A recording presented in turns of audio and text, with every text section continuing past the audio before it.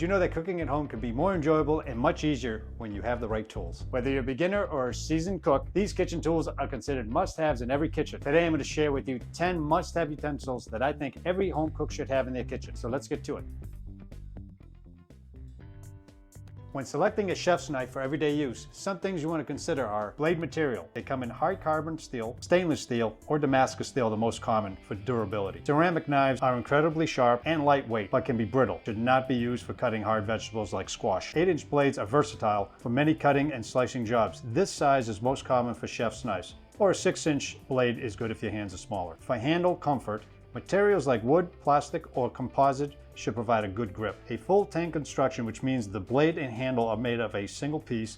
This style provides better balance and durability. Forged knives are typically stronger and more durable, but can be more expensive. Stamped knives, on the other hand, are lighter and less expensive, but may not last as long. The most common type of edges are straight edge type blades, which are easier to sharpen, and serrated blades, which stay sharper longer, but require more skill to sharpen. Other things to consider is brand reputation, price, and ease of maintenance. Your choice of knives depending on your personal preference and cooking style. The knife should feel comfortable and natural in your hand.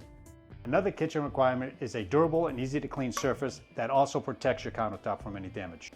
When looking for a cutting board, they come in many shapes, sizes, and thicknesses. Select a size that works best for your space. First, think about the material.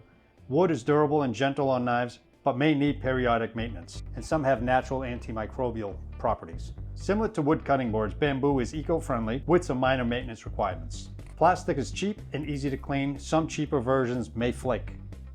Other types of stainless steel, glass, or stone. These are usually tougher and heavier and can dull knives quicker. Another feature to consider is having non-slip feet, these rubber pads on the bottom side of your cutting board, which keep it from slipping on your countertop. So basically set a budget for yourself with the features that you need, and don't forget to check the brand's reputation and certifications. Next, when it comes to measuring cups, home cooks only need a few basics. For dry ingredients, having separate cups for 1 cup, half cup, 1/3 cup, and 1/4 cup. For liquids, a single 2-cup or a 4-cup measuring cup with markings for different volumes is usually enough. So these basic graduations are probably enough for most cooks at home. If you need to be more specific, more accurate, then you'll have to move on to spoons. Measuring spoons, on the other hand, they provide a more accurate and precise measurement, especially for oils, spices, or other liquids. In general, a set of measuring spoons with the following graduations is a good starting point for most home cooks. You need 1 tablespoon, 1 teaspoon, a half teaspoon, and a 1/4 teaspoon. This set will cover most of your measuring needs for everyday cooking. A good set of wooden spoons is good for mixing, stirring, and serving food without damaging your cookware. When selecting wooden spoons for your kitchen, look for hard woods like maple, cherry, or teak due to their durability, density, and resistance to scuffs and scratches. Look for spoons with a smooth finish, no rough spots or splinters, and an ergonomic design for comfort. Well-constructed spoons and utensils will ensure that they will last for years. The next must-have utensil in my kitchen are a set of non-stick spatulas for scraping the sides of bowls, stirring, and serving food. Get a variety of spatulas made of high-quality, non-porous silicone. They're more resistant to odors and staining. Having a set of different spatula types, such as slotted spatulas, turning spatula, and a spoon spatula can be very useful. Look for silicone-type materials that can withstand high temperatures of about 400 degrees Fahrenheit, which is about 200 degrees Celsius. Next, you'll need an essential tool for opening canned foods. A manual or automatic opener will mainly depend on your preference for cost and how easy it is to use. Look for a durable and easy to use model with a smooth turning handle and sharp cutting wheel. I personally prefer the manual can opener. This version is my favorite because it doesn't create sharp edges on the cans.